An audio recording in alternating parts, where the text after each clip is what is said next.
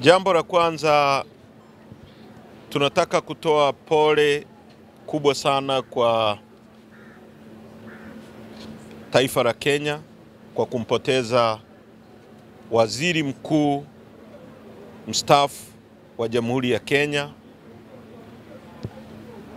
Wao walimuita baba na sisi tunamuita baba, Raila Amolo Odinga. Ni kiongozi wa siasa za mageuzi na vyama vingi Afrika.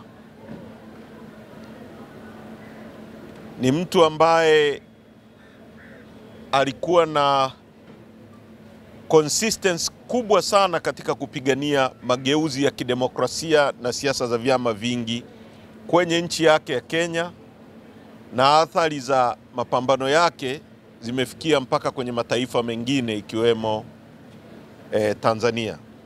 Wote tunajua baada ya sisi kuchaguliwa tulikutana naye Kenya, Nairobi, mimi na mwenyekiti wetu Mheshimiwa Lissu pamoja na mjumbe wa kamati kuu Lema tulimtembelea na tulifanya mazungumzo naye. Katika hatua za baadaye tutazungumza. Kwa hiyo tunatoa pole kubwa kwa chama chake cha ODM, tunatoa pole kubwa kwa nchi ya Kenya na kwetu sote wa Afrika, kwa sababu tumepoteza mtu muhimu. Kwa umri wake wa uzee ule miaka 80, ni mtu ambaye ni wazee ambao hata akija kwenye kusuluhisha jambo watu wote mnamsikiliza. Kwa hiyo apumzike kwa amani. Tunatoa pole kwa familia yake, tumeguswa sana, na sisi kama chama tutatoa taarifa rasmi ya kimaandishi na tutahudhuria msiba wake kumwaga Raila Amolo Odinga. Kwa hiyo hilo ni la kwanza. La pili, nataka niseme mambo mawili. Spidi ina maana kama haujakosea njia. Spidi haina maana yoyote kama umekosea njia. Unaenda Sinza, nia yako ya kwenda Sinza, alafu gari imeelekea Gongo la Mboto na wewe unaongeza mwendo, unakuwa unajipoteza zaidi. Spidi ina maana kama uko kwenye njia sahihi. Serikali yetu chini ya Rais Samia inakosea. Kuendelea kuaccelerate, kuongeza mwendo ni kupotea zaidi. Kwa hiyo mtu mwenye akili unarudi unasoma ramani, unaelewa hapa nimepotea njia, ngoja nianze upya. Kwa hiyo unapo accelerate wakati umekosea unapotea zaidi. Watu wanatekwa, serikali iko kimya, inafikiri watu wanatishika, watu wanazidi kuongezeka, wanaozungumza, wanaorani vitendo vya kutekwa. Sasa sijui mwelekeo wa Rais Samia, anafikiri serikali yake watu wote watatekwa mpaka wanyamaze. Hakuna siku watu watanyamazia utekaji, hata wakiteka watu kila siku. Kwa ni muhimu sana kama umepotea njia urudi usome ramani. Tunashauri kuhusu hizi kesi hapa. Hizi ni kesi ambazo zimepotea njia. Kurudi na kuanza upya sio ujinga, ni kusuluhisha. Haiwezekani wewe unasema tutaandaa maridhiano baada ya uchaguzi. Ina maana unajua kabisa kwamba kuna makosa mnafanya, mna accelerate afu mnasema tutakuja turekebishe. Hicho ni kitu cha ajabu sana. Hizi kesi hapa zinapoteza muda. Hebu fikiria unakuja, mimi imenishangaza sana kwamba shahidi anasema haelewi hata waziri anateuliwa na nani, wakati yeye ndiye anasema aliona viashiria vya akiwa kwenye doria mtandaoni. Sasa kama hujui waziri anateuliwa na nani, inashangaza kidogo. Tunatengeneza civil servant, utumishi wa umma wa aina gani unaosema uongo wa wazi? Kwa hiyo ni mambo ambayo ni makubwa na tunapaswa kuyaangalia. Ndio maana nimesema speed is useless when you are lost. Speed ina maana ukiwa kwenye njia sahihi. Kwa tunapaswa kuangalia haya mambo kwa undani. Sisi kama chama tuko imara, na mnajua hapa tunapishana. Leo tulikuwa na kesi nyingine ya contempt huko. Sasa wanatamani sisi wote tuwe ndani, Lissu awe ndani, Heche awe ndani, Mnyika awe ndani, hata wanaosema neno Chadema tu wote wawe ndani. Wana gereza la kutosha kuweka wanachadema milioni 8 wote. Wanalo hilo gereza. Wana gereza la kutosha kuwaweka Watanzania wote, kwa sababu vita ya kutafuta tume huru ya uchaguzi sasa sio vita ya Chadema. Imeisha kuwa vita ya Watanzania wote. Ndio maana hata tukinyamaza hii vita inafanya nini? Inaendelea. Uongo kweli? Kweli. Mapambano haya sasa sio ya Chadema tu. Ni mapambano ya Watanzania wote. Wana uwezo wa kuwaweka Watanzania wote ndani? Wana hilo gereza? Wana uwezo wa kuua Watanzania wote? Wana uwezo wa kuteka Watanzania wote? Speed is useless when you are lost. Korudi, soma ramani, nenda kwenye njia sahihi. Hapo ukiongeza speed utakuwa na maana. Kwa nafikiri haya ni muhimu sana, tulitakiwa tuyaseme kwa leo. Sisi tupo imara na mapambano yataendelea. No reforms, no election. Asanteni sana. Wakili aseme jambo moja la muhimu hapa.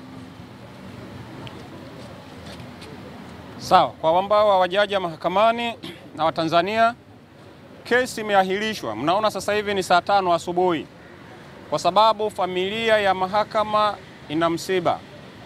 Na msiba wa msajili wa mahakama. Kwa hiyo tulipofika asubuhi, upande wa Jamhuri walitoa taarifa hiyo na wakaomba leo wapate fursa kwa ajili ya kuhudhuria mazishi hayo. Salamu za mwenyekiti wa chama na mtuhumiwa amewaomba upande wa Jamhuri wamfikishie salamu zake za pole huko msibani. Kwa tunaamini na wao wamekubali kwamba salamu za Mheshimiwa Lissu huko msibani kwenye huo msiba wa msajili wa mahakama watazifikisha. Kwa hiyo mahakama ikaona ni busara sasa iahirishe shauri hili leo hadi kesho ili kutoa fursa kwa wenzetu wa upande wa Jamhuri waweze kuhudhuria msiba huo kwenda kumstiri mwenzetu aliyetangulia mbele za haki. Kwa hiyo tutaendelea kesho, na sababu ya kuahirisha asubuhi hii ni hiyo. Tunaomba Watanzania wafahamu jambo hilo. Asanteni sana. Kuna jambo moja la muhimu nilitaka kusahau, niliseme. La muhimu sana. Mmemsikiliza mwenyekiti alipokuwa anaanza mwanzo asubuhi alichosema. Na nimekuwa nikikisema mara zote. Hii ni kesi kubwa kuliko kesi zote kwa mujibu wa katiba yetu ya Jamhuri ya Muungano wa Tanzania. Hii ndio kesi kubwa kuliko zote. Inabeba adhabu ya kifo. Leo ni mara ya 3 kwa wageni wa mwenyekiti wanaokuja kwenye hii kesi.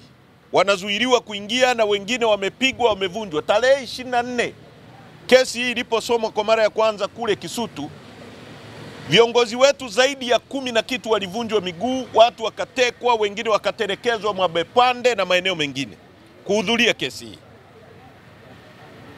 Walipokuja jaji mkuu mstaafu wa Kenya Willy Mutunga na Maraga na jaji Maraga kwenye kesi hii, kwa sababu hii ni kesi inayovuta hisia za kidunia nzima na hisia za Afrika nzima na hisia za nchi hii nzima, kwa sababu mwenyekiti anaongoza chama kikubwa cha upinzani nchi hii. Wengine wakazuiliwa, wakina Agatha Atuhaire wakachukuliwa, wakatelekezwa kwenye mipaka huko na Boniface Mwangi. Na juzi wageni wa mwenyekiti wamekuja, wengine wamezuiliwa kuhudhuria kesi hii. Sasa leo mwenyekiti ameielezea vizuri. Na mimi nimekuwa nikisema. Amesema mwaka 58 kesi ya Mwalimu Nyerere iliposikilizwa pale, Watanganyika hawakuzuiliwa kwenda kusikiliza kesi ya kiongozi wao. Mwaka 61 wakati wa kina Mandela wanashtakiwa Livonia trial, wa Afrika Kusini hawakuzuiliwa kwenda kusikiliza kesi ya kiongozi wao. Na hata Jomo Kenyatta aliposhtakiwa kule Kapenguria, wa Kenya hawakuzuiliwa kusikiliza kesi ya kiongozi wao. Ina maana makaburu wazungu walikuwa wanawatendea watu weusi vizuri kuliko viongozi wetu wa Kiafrika wanavyotutendea sasa. Leo mwenyekiti wetu anashtakiwa kwa kesi kubwa kuliko zote. Wanazuiliwa watu kuja kusikiliza kesi ya mwenyekiti. Kuna nini ambacho kinafichwa? Sasa hili ni muhimu tukasema hatutakubali mambo haya yafanyike gizani, kwa sababu kesi wameileta wenyewe, wairuhusu iwe wazi, watu waone kinachofanyika. Asante sana, nitaka niliseme hilo, sio ni muhimu sana kulisema. Asanteni sana.